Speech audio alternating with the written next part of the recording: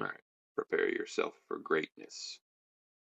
No, it's a little bit early though, so don't expect something like razor sharp right now.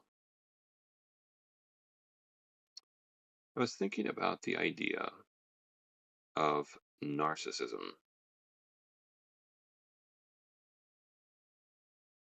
It occurs to me that there are scenarios in which narcissism, well, maybe you wouldn't call it narcissism at that point, but narcissism is a perfectly normal, maybe even biologically induced reaction. You could think of a scenario in which you cut yourself or you break something. In that scenario, you're going to be completely consumed with your own existence because your body is hurting like crazy. That's the nature of pain to some extent, or the nature of the destruction of your own body. It consumes your attention. It demands all of your attention. And at that point, no one's going to walk up to you and say, well, hopefully no one's going to walk up to you and say, man, you're being so self-centered right now. It's completely understandable and completely appropriate in that scenario to be self-absorbed. It might even be considered a biologically induced phenomena.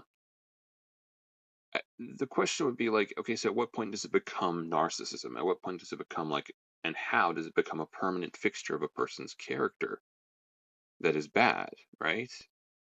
I think there may be multiple ways that could happen, but maybe the one I was thinking of was like a poorly reconciled personal trauma, if that makes sense. Like something along those lines. That would be my theory, anyways.